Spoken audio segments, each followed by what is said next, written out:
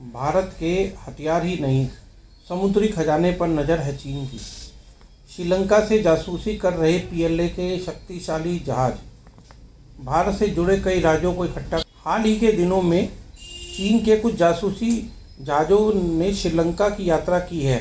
अब इन जहाज़ों के श्रीलंका पहुंचने का असली मकसद सामने आ रहा है।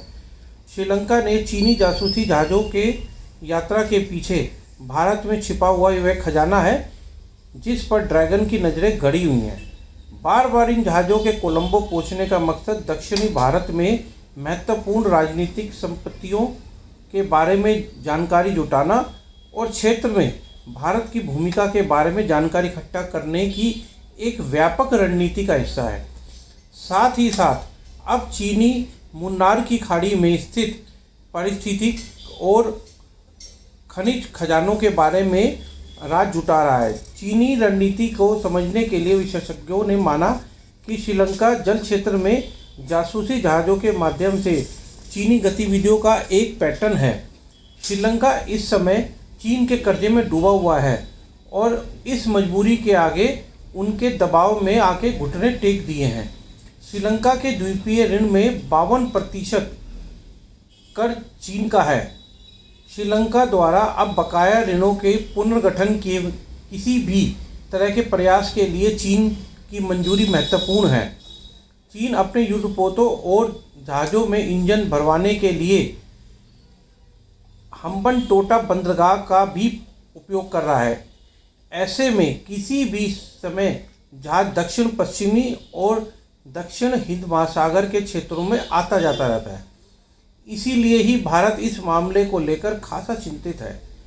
इसी तरह से लगातार मामले में कोलंबो के सामने उठाया जा रहा है और श्रीलंका ने भरोसा जताया है कि वह भारत के रणनीतिक हितों से समझौता कभी नहीं कर होने देगा। मुन्नार की खाड़ी 3 अलग अलग तटीय पारिस्थितिक तंत्रों, मूंगा चट्टान, समुद्री घास और मैंग्रोव से संपन्न है। इसे समुद्री जैव विविधता के दृष्टिकोण से दुनिया के सबसे समृद्ध क्षेत्रों में से एक माना जाता है।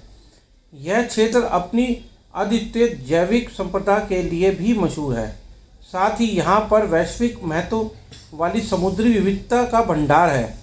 खाड़ी के कई हजार साल पुराने पौधों और जानवरों की 4223 प्रजातियाँ हैं। इस वजह से यह भारत की सबसे समृद्ध तटीय क्षेत्रों में बन जाता है। मुन्नार बेसिन दक्षिणी भारत और उत्तर पश्चिमी श्रीलंका के बीच स्थित है।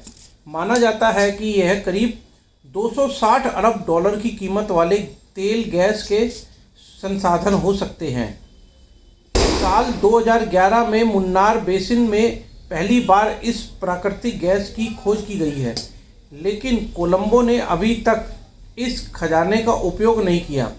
कहते हैं कि यह खजाना संभावित रूप से अगले 60 साल के लिए श्रीलंका की ऊर्जा आवश्यकताओं को पूरा कर सकता है। पिछले हफ्ते श्रीलंका ने कहा है कि उसे एक चीनी जहाज़ के द्वीप के पश्चिमी तट पर निगरानी से समुद्री अनुसंधान करने के लिए 48 घंटे का समय दिया था। भारत की चिंताओं के बावजूद यह एक जासूसी जहाज़ हो सकता है। श्रीलंका के विदेशी मंत्रालय की प्रवक्ता कपिला ने कहा है कि चीनी रिसर्च जहाज़ भी शीयान 6 25 अक्टूबर से कोलंबो में है। इसे 2 दिन तक काम करने की मंजूरी दी गई है। इससे पहले श्रीलंका ने जहाज़ों को रिफ्यूलिंग के लिए कोलंबो के मेन पोर्ट में प्रवेश करने की अनुमति दी थी।